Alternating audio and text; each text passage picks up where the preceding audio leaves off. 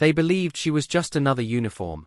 Another woman expected to laugh when the music rose, drink when the cups were pushed into her hands, and survive the morning with silence stitched tight across her mouth. On this base, parties were tradition. Attendance was voluntary. Bruises were a rumor. And leaving early marked you as weak. But Riley Keane did not drink. She did not smile on cue. She did not blend. And that was why they noticed her. The transport van rolled through the gates without ceremony, a quiet arrival designed to attract no attention. No escort waited. No officer shook her hand. A lone sergeant signed her in without looking up, as if she were just another entry on a clipboard. Riley preferred it that way. She had walked into places like this before, installations that looked clean in reports while rot spread in the dark spaces between duty rosters and nightfall. Places where power didn't live in rank, but in ritual. Officially, she had been assigned for a training culture integration audit. Paper language. Bureaucratic fog. The real orders had come earlier, stripped of euphemism. Assess forced attendance, unauthorized gatherings, intimidation, and systematic cover-ups. This wasn't about alcohol. It wasn't about drugs. It was about power, how it was claimed, protected, and weaponized when oversight went quiet. Riley collected impressions the moment her boots touched concrete. Cameras placed just off true angles. Hallways that felt watched but not recorded.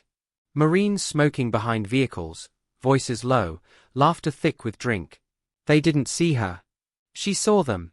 Inside the barracks, the silence carried weight, not restful, but avoided. A young woman emerged from a laundry room, basket clutched to her chest. She paused when she saw Riley, offered a polite nod that didn't reach her eyes. "You're the new officer?" the woman asked, tone carefully neutral. "Something like that," Riley replied. The woman hesitated, glanced down the corridor, then leaned closer. "If anyone invites you to the rec room at night, maybe don't go. Especially if they call it a party." Riley tilted her head. "Why not?" The question hung between them. The woman's mouth opened, then closed. She smiled, a tight, practiced expression. "Some of us just don't go anymore." And then she was gone. Riley didn't need more explanation. She had read the encrypted briefings, the redacted medical logs, the whisper-thin complaints buried under reassignment requests. But seeing fear carried in posture, in pacing, in laughter that arrived too fast and died too quick, that was the proof. This wasn't a discipline issue.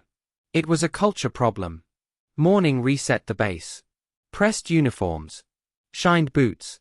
Casual jokes loud enough to sound normal, but never deep enough to feel real. Riley walked the admin wing without comment, watching patterns form. A woman with bruises fading beneath collarbone makeup. A staff sergeant making a crude joke while others laughed too hard, eyes flicking to see who approved. The woman targeted by the joke unplugged a projector and left the room without a word. At the gym, the same rhythm repeated. A young Marine wiped down a bench. A man blocked her path, towel draped loose, grin relaxed. A comment followed, just enough to humiliate, not enough to report. She froze, then finished cleaning and walked away. No one intervened. Not because they agreed, but because they understood the cost. Riley didn't step in. Not yet. Nothing overt had happened. That was the design. Keep everything just inside the lines. Make every complaint sound emotional. Make silence the safest option. By the third day, the patterns were undeniable. The loudest men weren't always the highest rank. They controlled tone, not rules. Their power lay in implication. Decline an invitation, and your paperwork stalled. Decline twice, and your name changed tone in conversations. Decline 3 times, and suddenly you were pulling back-to-back night shifts or reassigned for fit. The parties had rules no one wrote down. Drink what you're handed. Smile when they joke. Don't leave until they decide the night is done. Those who broke script paid later.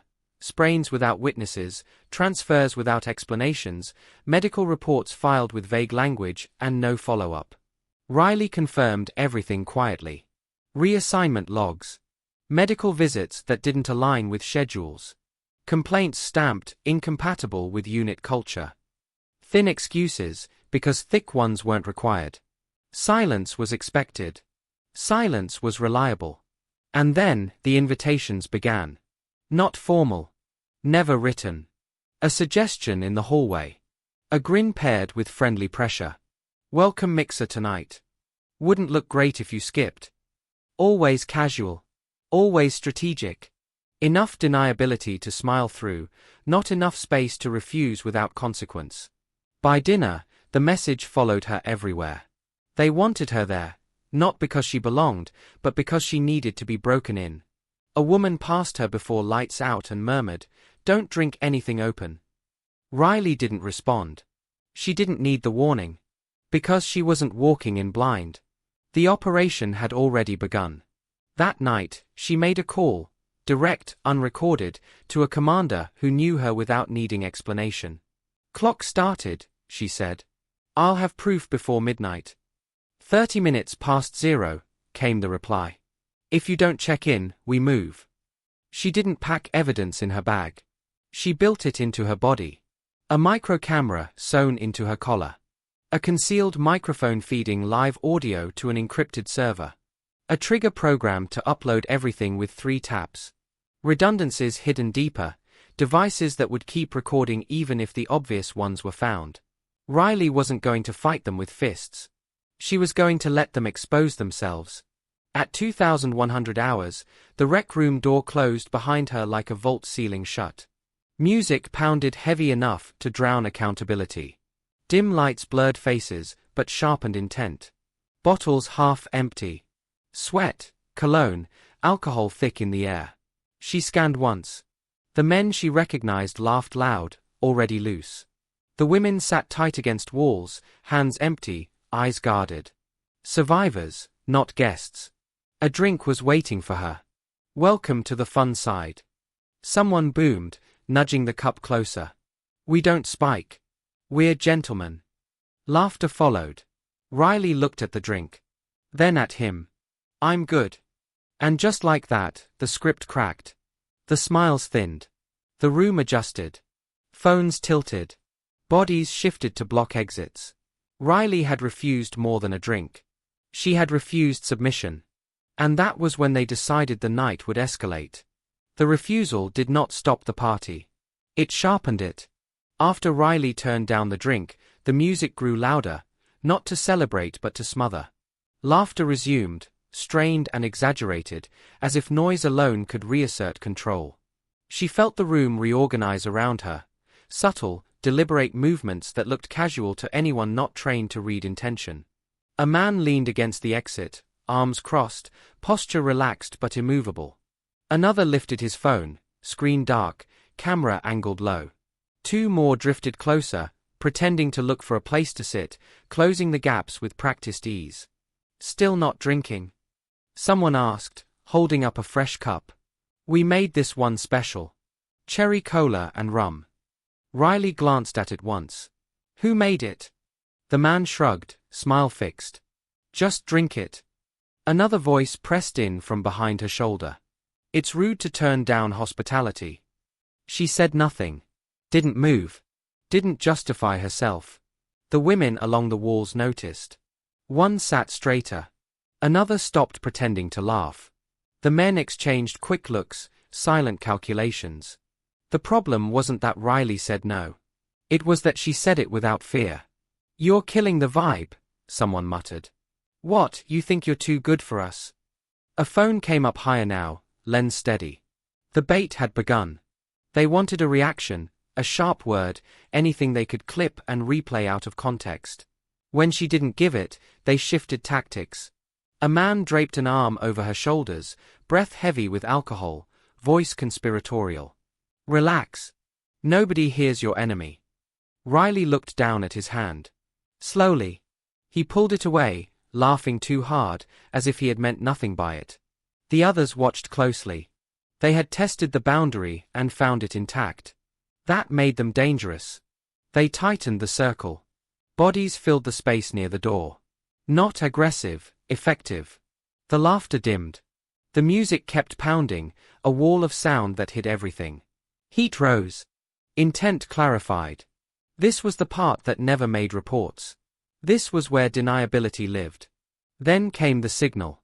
A man stepped forward with a drink and didn't offer it. He tossed it, careless, liquid splashing across Riley's chest and soaking into her uniform. Sticky. Cold.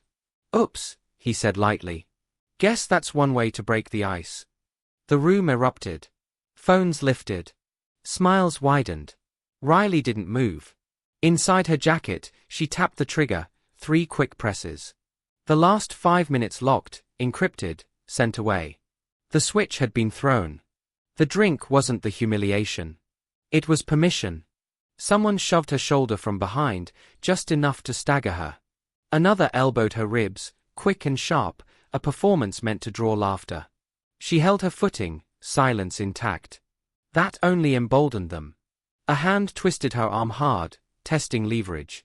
A knuckle jab landed beneath her shoulder blade, forcing her into the edge of the table. Plastic rattled.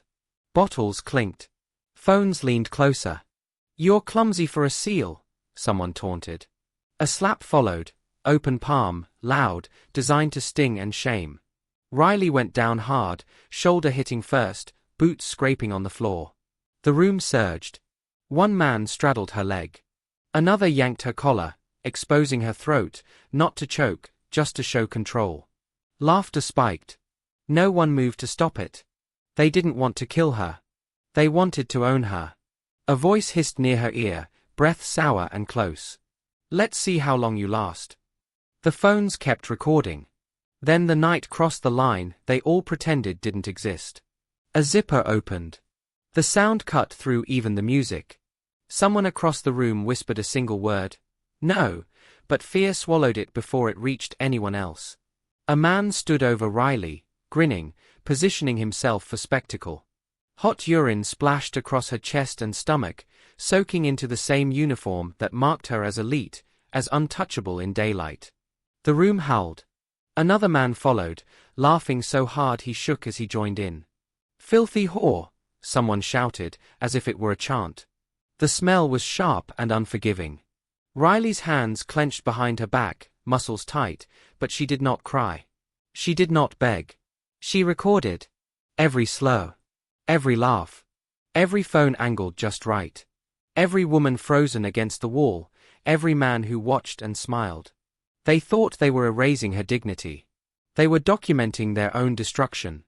When they finished, satisfied with what they thought was surrender, one of them crouched close and whispered, confident and cruel, "Go ahead. Report it. Nobody's going to believe you." That sentence, the one they had relied on for years, was the last thing they gave her. Riley lay still for a breath. Then she moved. Not in panic. Not in rage. With intention. She rolled to her side, planted a hand on the floor, and pushed herself up slowly. The men laughed at first, confused, assuming the show would continue on their terms. One barked, "You want round 2?" She stood fully, urine-soaked, blood at the edge of her mouth, eyes clear. "You all done?" she asked. The room went quiet. One of them rushed her, trying to reclaim control. He never got it. Riley sidestepped, hooked his arm, and drove his head into the table. Plastic shattered. He dropped without a sound. Another lunged from behind. She pivoted and twisted his arm until the joint gave with a wet crack that sucked the air from the room. A third dove for a phone on the floor. Riley's boot came down hard on his wrist. "Evidence," she said, picking it up. She grabbed the nearest man, the one who had laughed. The loudest, and dragged him across the slick floor. He slipped in his own mess, scrambling, humiliated now in front of the women he had terrorized. Riley forced him to his knees, shoved his face into the puddle. "You marked me," she said quietly. "Now you wear it." She tore his shirt free and wiped herself with it. Arms, neck, chest, not sensual, not slow. Clinical. Reclaiming. No one laughed anymore. She turned to the women pressed against the walls, eyes wide, breath caught. "They do this because you were taught not to fight back." A phone buzzed. She crushed it underfoot. Riley walked through the room, past the men who had hit her, past the ones who had watched, boots sticking with every step. They were small now. Shrinking. She didn't check the time. She felt it. At the edge of the room, she tapped her mic once and whispered, "Go." And 3 seconds later, the door exploded open. The door didn't just open, it was taken. It slammed inward with a force that snapped the music off mid-beat and sent the room plunging into stunned silence. Black-clad figures poured through the doorway in perfect formation, rifles up, commands sharp, voices cutting through confusion like blades. Base enforcement and SEALs moved as one body, disciplined and precise, their presence collapsing the illusion of power the room had relied on for years. Hands where we can see them. On the ground. Now. The men who had laughed moments earlier froze. One tried to bolt, panic finally outrunning arrogance. He made it 2 steps before a boot caught his thigh and slammed him face first into the floor. Another reached for his phone instinctively, fingers brushing plastic before it was ripped from his hand and sealed into an evidence bag. Resistance died fast. Training beats drunken bravado every time. The women along the walls recoiled, some crying openly now, others too shocked to move as the men who had cornered them night after night were forced face down, wrists zip-cuffed tight. The rec room transformed in seconds, from a predator's playground into a crime scene. Riley stepped back, finally allowing space between herself and the chaos. Her uniform clung to her, soaked, stained, but she stood straight, breathing even. She didn't look relieved. She looked finished. One of the men, the one who had tried to protest earlier, found his voice again. "This is a mistake," he shouted, desperate. "You don't understand." "Shut up," an enforcer snapped, driving him to his knees. "You're done." Helmet cams rolled. Phones were bagged. Bottles photographed. Every surface documented. They swept lockers, vents, bags, even the floor drains. SIM cards disappeared into plastic evidence sleeves. The room was stripped methodically, like an autopsy performed by people who already knew the cause of death. Then Riley's commander entered. He didn't rush. He didn't raise his voice. He took in the scene with a long, steady look. The broken furniture, the men bound on the floor, the women pressed together like survivors of a storm. His gaze finally settled on Riley. The urine-stained uniform. The blood at her jaw. The unbroken focus in her eyes. "Is that all of them?" he asked. Riley nodded once. "All of them. And everything they used." "They'll be processed tonight," he said. "Command's already involved." "Good," Riley replied. "Start from the top." The fallout moved faster than anyone on the base had ever seen. By morning, the rec room no longer existed as a rumor or a threat, it existed as evidence. The men arrested that night were not quietly reassigned. They were removed, publicly and permanently. Charges were filed. Statements taken. Denials unraveled against footage that didn't blink, didn't forget, didn't reinterpret tone or intention. Some begged. Some blamed alcohol. One claimed Riley had set them up. She had. And she had done it by letting them be exactly who they were. The footage was devastating. Not just the assault, but the laughter, the language, the bystanders who watched and said nothing. There was no fog of memory. No misunderstanding. Just time-stamped proof. And once the seal cracked, voices poured through. The first woman came forward the next day. Then another. Then more. Different ranks. Same story. Forced attendance. Pressure disguised as bonding. Punishment for refusal. Medical visits buried under vague reports. Transfers used like weapons. Riley's files didn't stop with video. They mapped patterns, emails ignored, complaints rerouted, logs quietly altered. The command structure began to collapse under its own weight. A colonel retired in disgrace. Senior NCOs were court-martialed. The administrative officer, who had signed off on morale events, disappeared from the roster before the week ended. The women stationed there were offered something they had never been given before: options. Real ones. Outside legal counsel. Medical care without retaliation. Compensation without silence clauses. Safe exits, if they wanted them. Some left. Some stayed. But none of them would ever again be told to smile and endure. The rec room itself was gutted. Not repurposed. Destroyed. Tiles ripped up. Walls stripped bare. What replaced it wasn't a lounge, it was a training hall, restructured under new oversight, a space meant for discipline, not dominance. Riley stayed through the debriefs, answered questions, authenticated files. She never dramatized what happened. She never softened it either. When asked how she endured it, she answered simply, "I was prepared." On her final morning, she packed quietly in the barracks she had barely used. A knock came at the door. One of the junior Marines stood there, hands trembling. "Something wrong?" Riley asked. The woman shook her head. "Just, thank you." Riley nodded once. "You don't have to thank me. They could have hurt you worse." "They didn't," Riley said. "Because I planned for it. Next time, you will too." She closed the door, slung her bag over her shoulder, and stepped into the early light. A Humvee idled nearby.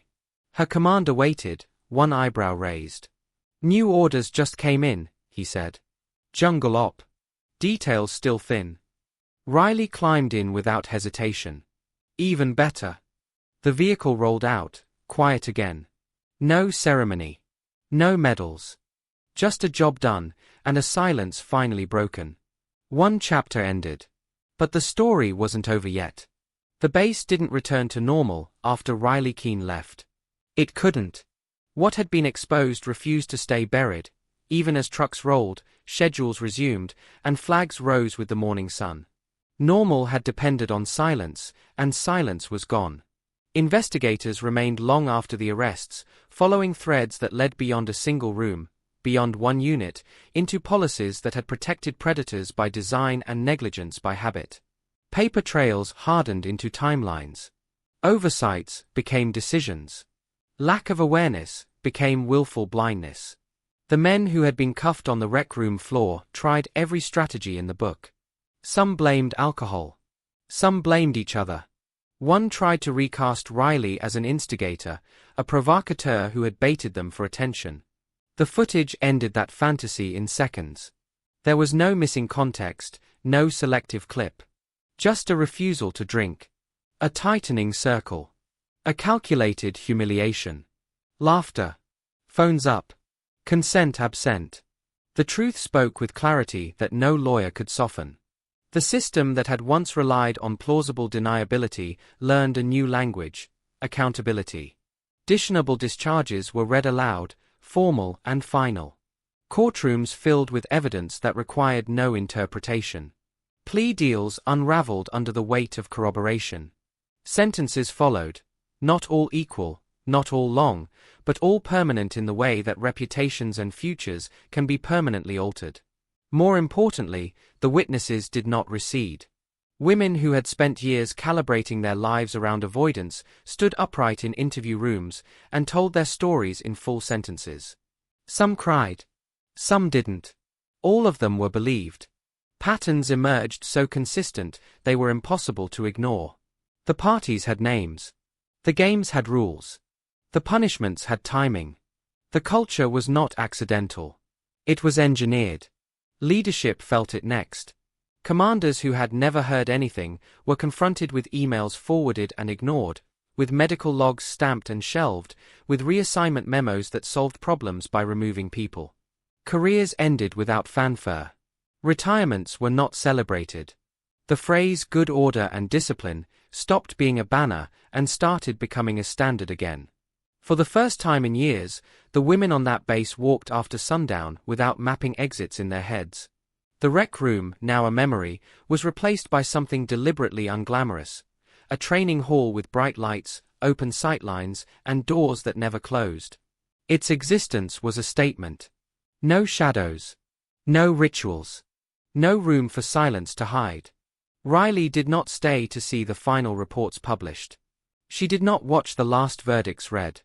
That was not her way. She returned to operations where noise had a different meaning and danger came without pretense. Jungle humidity replaced stale alcohol. Orders were clean. Lines were clear. She thrived there, not because it was easier, but because it was honest. Word of what she had done traveled anyway.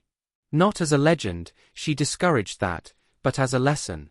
In briefings. In quiet conversations between women who finally compared notes. In policies rewritten with language sharp enough to cut through old habits. Riley's name appeared rarely in print. It appeared often in preparation. Don't go alone. Document everything. Plan your exit before you enter. These became rules of survival replaced, slowly, by expectations of safety. On another base, months later, a junior officer declined an invitation and wasn't punished for it. On another, a complaint was filed and investigated, not rerouted. These changes did not make headlines. They didn't need to. They altered outcomes. They kept people whole. Riley herself never spoke publicly about that night. When asked by those who knew her best how she stood up after everything they did, she gave the same answer every time. I didn't stand up. I waited until they showed who they were. Because the truth was this, Riley never needed to be the strongest person in the room. She needed to be the clearest. She needed to let power reveal itself, let cruelty speak plainly, and then lock it in a record that could not be erased. The culture that thought itself untouchable collapsed because it mistook silence for consent and tradition for immunity. It believed uniforms protected actions and laughter erased crimes. It forgot that accountability, once invited in, does not leave quietly. Some nights, somewhere else, another door still closes. Another room still fills with music meant to drown consequences. But now there are fewer places to hide, fewer shadows that stay unobserved, fewer voices willing to say nothing. Riley Keane drove on to the next mission with the same quiet arrival she'd always favored. No escort. No ceremony. Just work. And behind her, an entire system learned a truth it had tried to ignore for years. Silence protects predators, but evidence ends them.